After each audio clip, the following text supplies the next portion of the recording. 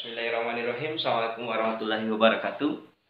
Kita dipertemukan lagi dalam sesi pembahasan tentang otoritas Weber atau kajian Weber tentang otoritas. Nah, perlu kita ketahui bahwa Weber membagi 3 bentuk otoritas, yang dimana yang pertama adalah otoritas tradisional, kemudian kedua adalah otoritas karismatik, dan terakhir adalah otoritas legal nasional. Jadi ketika kita masuk pada pembahasan 3 tipe otoritas menurut Weber, sebelumnya kita definisikan atau maknai dulu apa itu otoritas. Otoritas ini merupakan kemampuan yang dimiliki oleh seseorang untuk menggerakkan seseorang, ya. Mungkin maknanya seperti itu. Jadi ada kemampuan yang dimiliki untuk menggerakkan individu atau seorang. Jadi ada bentuk kepatuhan seorang itu kepada si aktor yang memiliki otoritas. Mungkin singkatnya seperti itu. Ya, kita lanjut pada pembahasan tipe otoritas. Jadi yang pertama kita akan bahas tipe otoritas tradisional.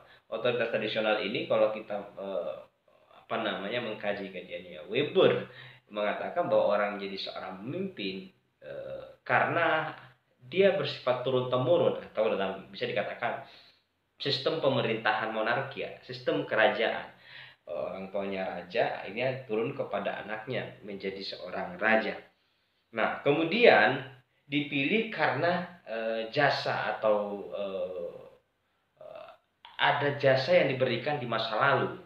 Itu yang kemudian diingat oleh seseorang sehingga seseorang itu dipilih. Jadi ada jasa masa lalu yang kemudian menjadi dasar untuk dipilihnya menjadi seorang pemimpin. Kemudian jasa masa lalu ini menjadi memori masa lalu, ya, seperti itu.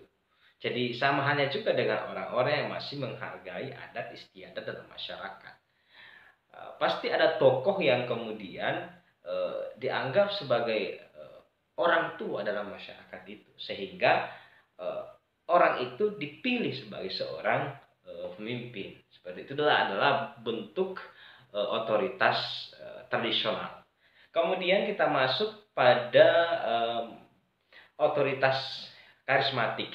Jadi kalau kita mendefinisikan karismatik ini, karisma adalah sesuatu yang menarik. Jadi ada sesuatu atau sifat yang dimiliki oleh si aktor yang dianggap mampu membawa suatu perubahan dalam masyarakat, sehingga dia diberikan amanah untuk menjadi seorang pemimpin, seperti itu.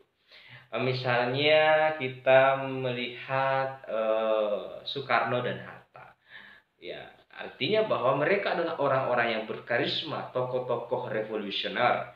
Karena kepemimpinan atau otoritas karismatik itu biasanya muncul pada saat terjadinya krisis, ya, ingin melakukan anti kemapanan istilahnya,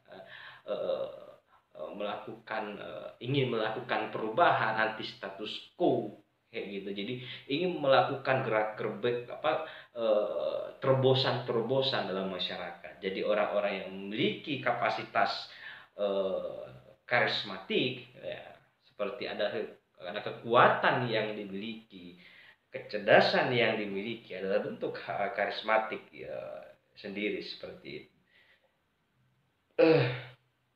Nah, kemudian karismatik ini sebenarnya, bentuk pemimpinan karismatik ini bisa itu diturunkan, dia juga bisa diturunkan. Ya, contohnya kalau kita bisa melihat kalau Bourdieu, kita kembali kepada gagasan Bourdieu bagaimana membentuk habitus, ya, misalnya seorang orang tuanya, ya, misalnya Soekarno itu adalah orang yang berkarismatik, ada sesuatu yang menarik, ada sesuatu kekuatan yang sangat luar biasa, cara pikir sangat luar biasa, itu kemudian mempengaruhi anak-anaknya, misalnya seperti itu. Nah, melihat perilaku dan itu kemudian ditiru, dan akhirnya perilaku orang tuanya itu diturunkan kepada anaknya, sehingga menurunkan karismatik yang dimiliki seperti itu. Kemudian kita lanjut pada legal rasional. Jadi legal rasional ini adalah suatu bentuk kepemimpinan yang dimana itu bisa kita lihat dalam masyarakat modern. Masyarakat modern dipilih secara demokrasi dan ada hukum-hukum konstitusi yang menjadi aturan dalam pemilihan seorang pemimpin misalnya seperti itu. Kemudian juga pemimpin bersifat periodik. Jadi pemimpin bersifat periodik, ada periode-periode tertentu yang menjadi masa dalam kepemimpinannya. Jadi dia bersifat periodik dalam kepemimpinannya. Oke, jadi itu saja yang kita bahas pada kegiatan kali ini, pembahasan kali ini.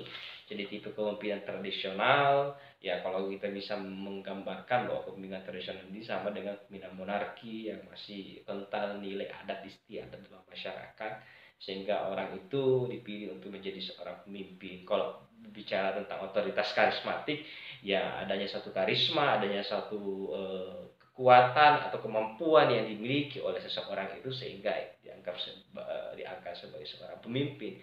Kemudian legal rasional, karena kalau legal rasional kita mengacu kepada konstitusi yang ada, ya sistem demokrasi, karena banyaknya orang yang sepakat sehingga dia diangkat sebagai seorang pemimpin, diberikanlah wewenang menjadi seorang pemimpin. Ada konstitusi, ada aturan atau hukum yang mengatur dalam bentuk kepemimpinan otoritas legal rasional, karena kepemimpinannya bersifat rasional.